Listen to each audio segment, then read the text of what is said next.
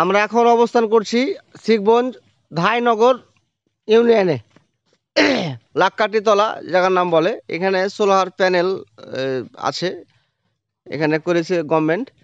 এখানে আপনার দেখতে পাচ্ছেন যে পানির ডিপ, পানি উঠাবার জন্য বিলের মধ্যে এটা স্থাপন করেছে। বিদ্যুৎ থাকুক বা না থাকুক মোটর চলবে। কাজেই কোনো জমি ফাঁকা রাখা যাবে না।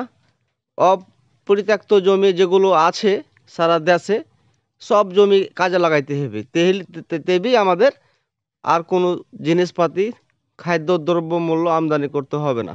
আপনারা দেখছেন বিদ্যুতের কোনো প্রয়োজন নেই। সূর্য থেকে যে বিদ্যুৎ পাওয়া যাবে সেই বিদ্যুৎ থেকেই সারাদিন পানি উঠবে।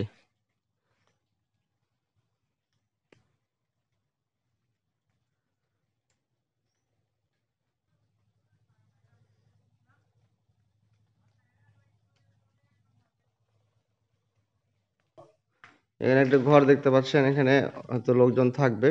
মোটর স্থাপন করা হয়নি, হয়তো এটা মোটর রুম। হয়তো বিদ্যুৎ হলো যে লাইন কালেকশন করা হয়নি, লাইন ঠিকঠাক লাগানো হয়নি। দেখতে পাচ্ছেন দ্রুত এগুলো লাগানোর প্রয়োজন। এগুলো যদি লাগায় তাহলে আর বিদ্যুতের আর প্রয়োজন হবে না, জ্বালানি আমদানি করতে হবে না।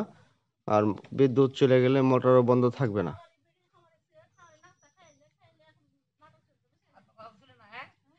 দেখতে পাচ্ছেন এই যে আমাদের গিরস যাচ্ছে পানি দিবে, তাই দেখছে যে চালু হয়েছে কিনা।